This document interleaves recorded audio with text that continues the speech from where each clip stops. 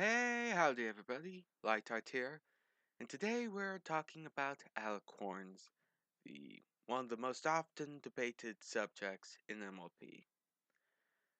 Now, I've been starting to look at this, and especially since my OC is an alicorn, I start to try and think about how did and how does one become an alicorn? I'm still ways away from finding out their their purpose, what they're supposed to be. But I think I found out when the key signs of when somebody hits that turning point from unicorn or Pegasus or whatever to alicorn. I think I know what the true turning point is for that. Before we begin, please like, subscribe down below, share the video with your friends, and check out my other channels down in the description. Now let's get started. Now, one of the first and most common theories that comes up is Celestia did it. Celestia was one who was there, she sang the song, she ended up casting some magic, and poof, Twilight became an alicorn, right?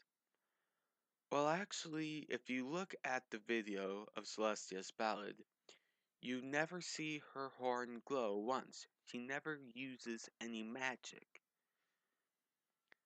It's reasonable to think that she has access to this force, but frankly, it doesn't. No, she gives no indication of her using the magic. That power came from inside Twilight Sparkle, and then came out and transformed her into what she is today. So that kind of defies a magical spell that can transform ponies into alicorns theory. And then there's another theory saying that you need to reach the right level of mystical knowledge, right? Well, once again, there are a few ponies who kind of defy that fact, and that is Starswirl the Bearded and Chancellor Naysay. Neither one of them are alicorns. They're both exceptional, learned scholars, masters of their craft, but neither one of them are an alicorn. They're both just unicorns. In spite of all their power, all their knowledge, they've never crossed that line. So it means something more than just mere mystical knowledge. And going by this logic, we can also defy the whole heroic act theory. Because, think about it, you got the rest of the main six, you got Daring Do, and, Shining Armor. Even Spike could qualify for some of the stuff that he's done. That brings a bit, that brings a major problem of, just it's not this one act. That and when you compare Twilight's act of fixing, helping her friends, excuse me, of helping her friends find their actual calling, their original callings, and then, when you compare that to her earlier acts, kind of seems a bit small in comparison. It leaves a lot to be thought about, and that still leaves us with one question. How does one become an alicorn? How did Twilight do it?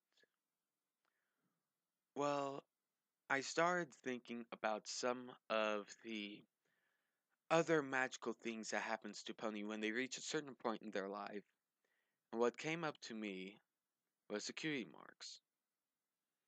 Basically, when the ponies just find that right thing that just shows them, hey, this is me, this is who I am. And you look at the cutie mark Crusaders' lives, and they, it took them a long time to find their calling until they reached a certain level of maturity to say, hey, let's stop thinking about ourselves and try and help everybody else. Now, it's not exactly the same thing, but I believe it's similar. Basically, Twilight had to wait to she was the right until she was at the right point of maturity in order to achieve this point. And you look at that scene, and it's basically kind of a review of her life. Her growing, making friends, learning more about the magic of friendship. And you look at the episodes after that, this was before she had to deal with Tarek, but after she helped her friends out. Basically, those frames are one big clue showing us that this was her reaching a certain level, a certain point of maturity. However, I also believe that Celestia knew it the whole time as well. Listen to the lyrics of her ballad. You've come such a long, long way. I watched you from that very first day to see how you might grow, to see what you might do, to see what you've been through, and all the ways you've made me proud of you. It's time now for a new change to come. You've grown up and your new life has begun. To go where you will go, to see what you will see, to, to find what you will be, for it's time for you to fulfill your destiny.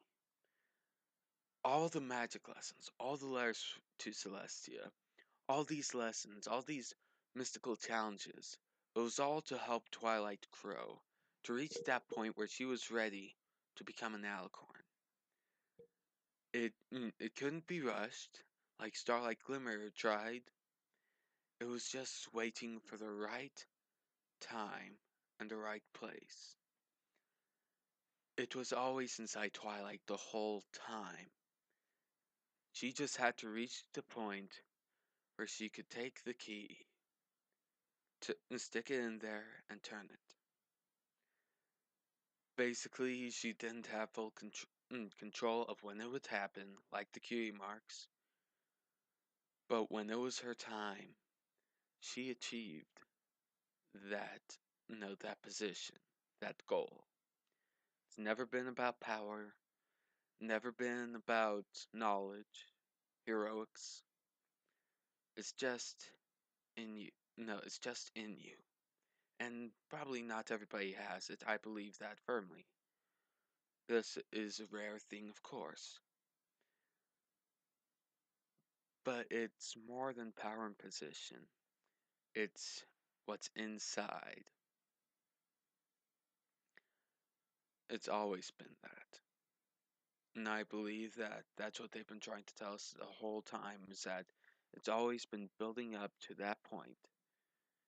From going from bookworm, outcast, to becoming the princess of friendship. That's how she achieved that turning point. And of course, it still leaves us with the question of what is the purpose of an Alicorn? And where is the source of this great power? You said inside, but even then, that, we've seen that all magic comes from somewhere. And to be perfectly honest, I don't have a good answer for that one yet. However, I'll probably keep looking into it. In the meantime, have I missed anything? What are your thoughts and opinions about becoming an Alicorn? Please leave your comments down below. Once again, like and subscribe, and I will see you all next time.